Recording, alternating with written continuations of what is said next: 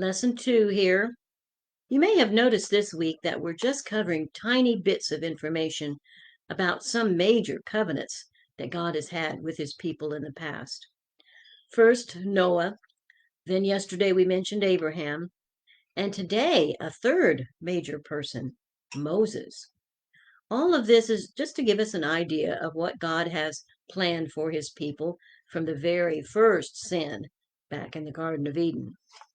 As we see with Moses, God intervenes and renews his covenant at another critical time in Earth's history. Noah was saved from a disastrous flood.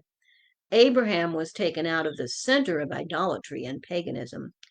And Moses, as you remember, was a part of God saving them from Egyptian slavery. In each of these covenants or agreements, we see God's mercy and justice, his overwhelming desire to save them from their own destructive behavior. We also see from God's people faith and obedience to the requirements God shows them in the covenant. All who listened to Noah, to Abraham, and to Moses needed faith to believe what God was trying to do for them, and the love and determination to obey his instructions. Later prophets, such as Jeremiah, pointed out God's new covenant, the one God is waiting for us to embrace even now. Here's what the new covenant is from Jeremiah 31:33. But this is the covenant that I will make with the house of Israel after those days, says the Lord.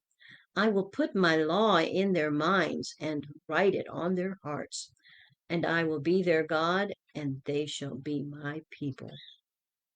So God is waiting for each one of us to obey him from our hearts. As King David prayed, so should we. Let the words of my mouth and the meditation of my heart be acceptable in your sight, O Lord, my strength and my Redeemer. Psalms 19:14. I'll see you then next Tuesday. We'll take a deeper look at the story of Noah next week. So have a peaceful Sabbath. Shabbat Shalom.